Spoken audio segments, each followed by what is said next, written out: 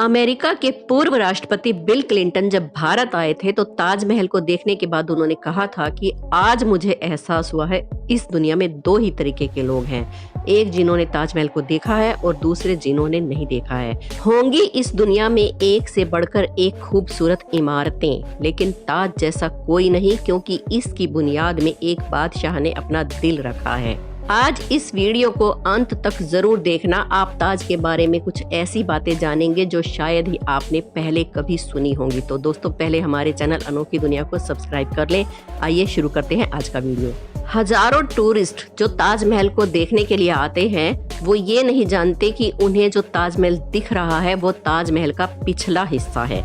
दरअसल जो शाही दरवाजा है वो नदी के दूसरे किनारे की तरफ है। आज ज्यादातर टूरिस्ट ताज को वैसा नहीं देख पाते जैसा कि शाहजहां चाहते थे। मुगल काल में ताज तक पहुंचने के लिए नदी ही एक मुख्य रास्ता हुआ करती थी। बादशाह और उसके शाही मेहमान नाव में बैठकर ही वहां पर आते थे। नदी के किनारे एक चबूतरा हुआ करता था। नदी बढ़ती गई और चबूतरा नष्ट हो गया। बादशाह और उसके मेहमान चबूतरे से ही ताज तक जाया करते थे। दोस्तों, आपने सुना होगा कि ताजमहल बनाने के बाद शाहजहां ने ताजमहल बनाने वाले मजदूरों के हाथ कटवा दिए थे, लेकिन ये बात बिल्कुल भी सच नहीं है। ये सिर्फ एक अफवाह है, क्योंकि इस बात का कोई भी प्रमाण नहीं है। बहुत से इतिहासकारों का ये मानना है कि शाहजहां ने मजदूरों को और कारीगरों को जिंदगी भर की पगार देकर ये करारनामा लिखवा लिया था कि वो कोई भी दूसरी ऐसी इमारत नहीं बनाएंगे, और लोगों की बात को बतंगड़ बना देने वाली आदत ने इस बात को इस तरह से फेमस कर दिया कि बादशाह ने मजदूरों के हाथ ही कटवा दिए। क्या आपने कभी ताजमहल को गौर से देखा है? ताजमहल की जो 4 मीनारें हैं वो बिल्कुल भी सीधी नहीं खड़ी हैं, बल्कि चारों बाहर की ओर हल्की सी झुकी हुई हैं। ये कोई बनाने वाले कारीगरों की गलती नहीं है, बल्कि इसे ऐसा जानबूझकर बनाया गया था ताकि भूकंप जैसी आपदा आने पर ये मीनारें मुख्य झटके को अपने ऊपर लेकर बाहर की तरफ गिर जाएं और जो मकबरा है उसको कोई भी नुकसान ना पहुंचे। आर्किटेक्चर का ऐसा नमूना देखकर आज के इंजीनियर्स भी हैरान हैं। क्या आपको पता है कि कुतुब मीनार भारत की सबसे ऊंची इमारत है, लेकिन शायद आप ये नहीं जानते कि ताजमहल की ऊंचाई कुतुब मीनार से भी ज्यादा है। ताजमहल 73 मीटर्स ऊंचा है, जबकि कुतुब मीनार की ऊंचाई 72.5 मीटर्स है। जिस वक्त शाहजहां बादशाह बने थे वो मुगल सल्तनत का सबसे सुनहरा दौर था, या यूं कहें कि शाहजहां का जमाना मुगल हुकूमत के लिए बसंत जैसा था। चारों तरफ अमन और खुशहाली थी। प्रजा के लिए बादशाह का हुक्म ही सबसे बड़ी चीज होती थी। शाहजहां की बादशाहत में लड़ाइयां नहीं होती थी, वो जबरदस्त शानो शौकत का दौर था। ऐसी भव्य इमारत दुनिया ने पहले कभी नहीं देखी थी। इसके लिए सफेद संगमरमर राजस्थान के मकराना से लाया गया था, जेड और क्रिस्टल चाइना से मंगवाया गया था, और लेपिस लजूली अफगानिस्तान से लाया गया था। तुर्कोइज तिब्बत से और जस्पर पंजाब से लाया गया था। कुल मिलाकर ऐसे 28 बेशकीमती रत्नों को सफेद संगमरमर में जड़ा गया था। इन सब चीजों को विदेश से आगरा लाने के लिए 1000 से भी ज्यादा हाथियों का इस्तेमाल किया गया था। ताजमहल करीब 400 साल पहले 1631 में बनना स्टार्ट हुआ था और ये 22 साल के बाद 1653 में पूरा हुआ। इसके निर्माण में 20,000 कारीगरों और मजदूरों ने काम किया था। वास्तुकला का इससे शानदार नमूना आज भी दुनिया में कोई नहीं है। ताजमहल के निर्माण के लिए हर चीज को हीरे की तरह परख कर चुना गया था। 1857 की क्रांति के दौरान अंग्रेजों ने ताजमहल को काफी नुकसान पहुंचाया। उन्होंने लेपिस लजूली जैसे कई बेशकीमती रत्नों को ताजमहल की दीवारों से खोदकर निकाल लिया। आपको बता दें कि ताजमहल के मुख्य गुंबद के ऊपर जो कलश है वो किसी जमाने में सोने का हुआ करता था। 19वीं सदी की शुरुआत में सोने के कलश को बदलकर कांसे के कलश को लगा दिया गया। दोस्तों, दावे के साथ तो नहीं कहा जा सकता कि ताजमहल का डिजाइन किसने बनाया था, लेकिन कहा जाता है कि 37 लोगों की एक टीम बनाई गई थी जिसने ताजमहल का नक्शा बनाया था, और ये 37 वास्तुकार दुनिया के दूर दूर के कोनों से बुलाए गए थे। ताजमहल की नींव बनाते समय चारों तरफ बहुत सारे कुएं खोदे गए, और इन कुओं में ईंट पत्थर के साथ साथ आबनूस और मोहगनी के लकड़ियों के लट्ठे डाले गए। ये कुएं ताज की नींव को मजबूत बनाते हैं। आबनूस और मोहगनी की लकड़ियों में ये खासियत होती है कि उन्हें जितनी भी नमी मिलती रहती है उसकी वजह से वो फौलादी और मजबूती से खड़ी रहती हैं। और इन लकड़ियों को मजबूती मिलती है ताज के सामने बहने वाली यमुना नदी से।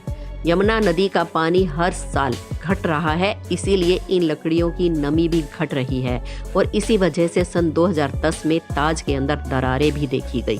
1653 में जब ताज बनकर तैयार हुआ था तो इसके निर्माण की कीमत करोड़ों में आकी गई थी। उसी हिसाब से अगर आज ताजमहल बनाया जाए तो इसे बनाने में कम से कम 57 अरब 60 करोड़ रुपए लगेंगे। 1989 में एक भारतीय लेखक पुरुषोत्तम नागेश ओक, जिन्हें हम पीएन ओक के नाम से भी जानते हैं, उन्होंने एक किताब लिखी थी जिसका नाम था ताजमहल द ट्रू स्टोरी। इस किताब में उन्होंने कई तर्कों के साथ ये दावा किया है कि ताजमहल मकबरा बनने से पहले एक शिव मंदिर था और इसका नाम तेजो महल्या था।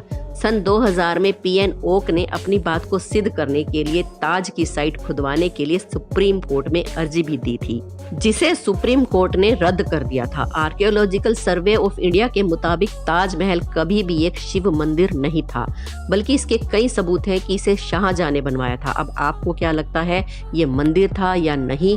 आप हमें कमेंट्स में जरूर बताएं। ताजमहल के बारे में एक कहानी और प्रसिद्ध है। कहा जाता है कि शाहजहां यमुना नदी के दूसरी तरफ काले संगमरमर का एक ताजमहल और बनवाना चाहते थे। मुमताज के सफेद मकबरे की तरह वो अपने लिए एक काला ताजमहल का मकबरा बनवाना चाहते थे, लेकिन इससे पहले कि वो एक काला ताजमहल बनवा पाते, औरंगजेब ने उन्हें कैद खाने में डलवा दिया। लेकिन इतिहासकारों का कहना है कि ये बात बिल्कुल मनगढ़ंत कहानियों जैसी है। दोस्तों, ताजमहल की नकल में बनाई गई उसके जैसी कई इमारतें आज कई देशों में मौजूद हैं, जैसे कि चीन, बांग्लादेश और कोलंबिया। भारत में भी एक ऐसी इमारत है जिसे ताजमहल की नकल पर बनाया गया है, जिसका नाम है बीबी का मकबरा। ये इमारत महाराष्ट्र के औरंगाबाद में है। इसे मुगल बादशाह आजम शाह ने अपनी मां दिलराज बानो बेगम की याद में 17वीं सदी के आखिर में बनवाया था। इस इमारत को ताजमहल की तर्ज पर बनाया गया था। इस मकबरे का गुंबद ताजमहल के गुंबद से छोटा है और इसका सिर्फ गुंबद ही संगमरमर का है, बाकी इमारत प्लास्टर से बनाई गई है। ताजमहल की सबसे ज्यादा लोकप्रियता उसके निर्माण से जुड़ी अद्भुत प्रेम कहानी की वजह से है। बादशाह शाहजहां ने अपनी बेगम मुमताज महल की याद में ये इमारत बनवाई थी। मुमताज का असली नाम आरजूमंद बानो बेगम था।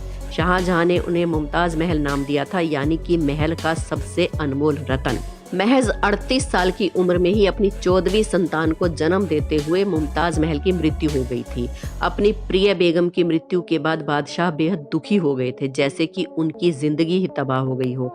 आखिर उसकी याद में शाहजहां ने ताजमहल बनवाने का फरमान जारी किया। शाहजहां का पूरा ध्यान ताज को खूबसूरत रूप देने में लगा रहा। इसी बीच शाहजहां के बेटे औरंगजेब ने आगरा पर हमला कर दिया और अपने पिता को कैद कर लिया। औरंगजेब ने शाहजहां से पूछा कि वो क्या चाहते हैं, तो उन्होंने कहा कि उनको ऐसी जगह पर कैदी बनाकर रखा जाए जहां वो सीधे ताज को देख पाएं, और उनकी ये ख्वाहिश पूरी कर दी गई। कैद में रहते हुए भी शाहजहां हर वक्त ताज को देखते रहते थे और वहीं उन्होंने अपनी जिंदगी की आखिरी सांसें ली।